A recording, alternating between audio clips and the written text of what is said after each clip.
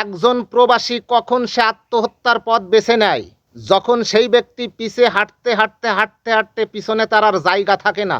আপনারা আজ 2-3 দিন ধরে দেখছেন সৌদি আরব রিয়াদে একটা ছেলে গলায় রশি নিয়ে আত্মহত্যা করেছে। তার ভিতরে যে কতটা যন্ত্রণা, কতটা ব্যথা, কতটা কষ্ট নিয়ে সেই দুনিয়ার মায়া ত্যাগ করে চলে গেছে, সেটা আমরা এই প্রবাসীরাই জানি। দেশের মানুষের এটা দেখারও বিষয় নেই, দেশের মানুষ এটা কখনো দেখবেও না। দেশের মানুষ শুধু মাস গিলে ফোন দিয়ে বলবে যে বেতনটা সঠিকভাবে পাঠাও, অমুক জায়গা জমি ঠিক করেছি, অমুক জায়গা তোমার বোনের বিয়ে দিচ্ছি, অমুক কলেজে তোমার ছেলেকে ভর্তি করছি, অমুক জায়গায় এত টাকা দিনা হয়েছি, অমুক জায়গার থেকে এত মেহমান আসছে।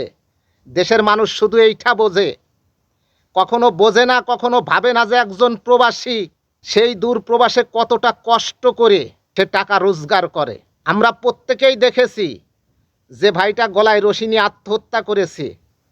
আসলেও আমাদের তার জন্য কিছু করার নেই। আমরা সকল প্রবাসী তাকে দোয়া করি, আল্লাহ পাক যেন তাকে বেহেশতে নসিব করে।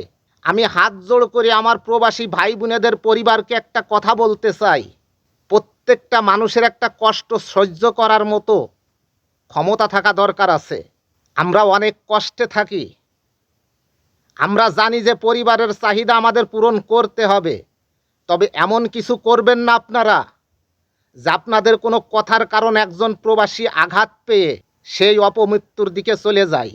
আর একটা গুরুত্বপূর্ণ কথা বলি, আমিও বাংলাদেশি, যারা এই ভিসার ব্যবসা করেন তারাও বাংলাদেশি।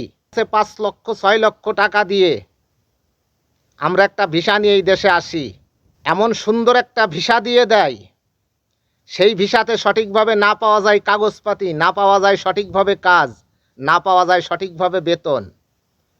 শুধু বাংলাদেশতেই যে দালালে আমারে হয়রানি করে ছেড়ে দেবে তা নয়, মিডল ইস্টের বিভিন্ন দেশেই লক্ষ লক্ষ দালালি করে খায় আমাদের বাংলাদেশিরা।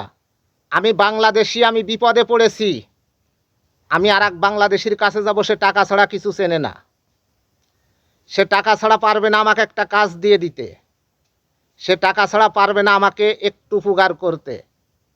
একজন প্রবাসী সোজা দুঃখে আত্মহত্যা করে না। কোনো প্রবাসীর মায়ের বুক আপনারা খালি করেন না। আপনাদের কাছে তো টাকাই বড়, আপনারা কেন মানুষের জীবন নিয়ে এত ছিনিমিনি খেলেন?